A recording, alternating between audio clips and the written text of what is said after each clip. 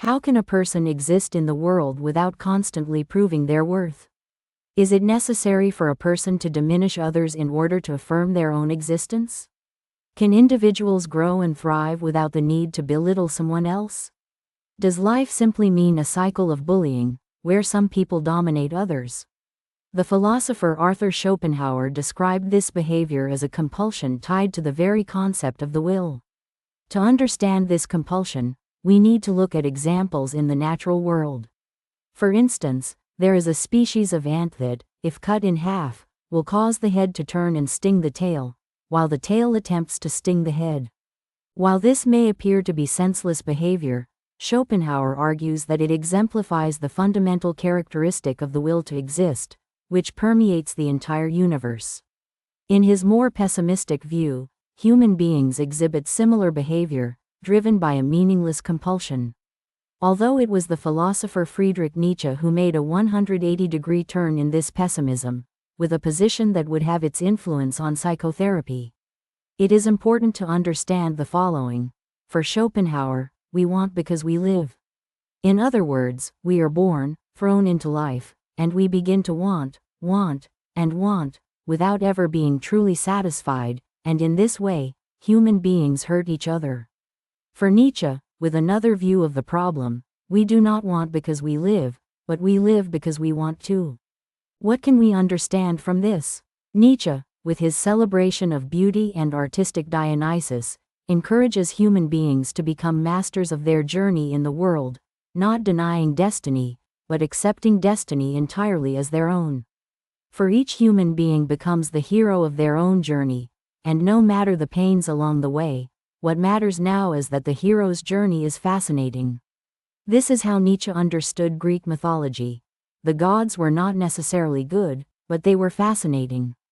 And in this way, this mythology invited each human being to take the direction of life, invited them to live, placing life not as necessarily good, but as always fascinating.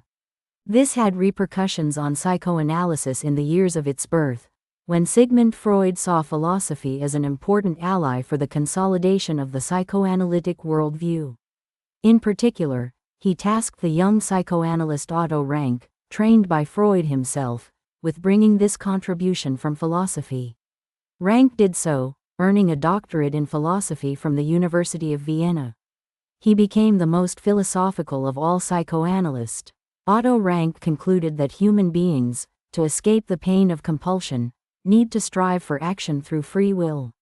However, in principle, as long as the individual acts according to the logic of compulsion, it seems that it becomes necessary to constantly demonstrate power.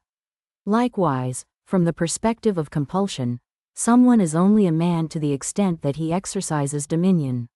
Let us remember that, in Nietzsche's view, it was necessary to have not a denial of existence, but an exaltation of existence. However, one cannot exalt existence without equally exalting the creatures created by existence, and this includes all of us. In other words, each of us has the right to be as we are, without suffering. However, we live in a world that is sick with compulsion. A world that always aims to create a structure where one can humiliate the other, but everyone loses in this game. Then the pathology, both individual and social, worsens.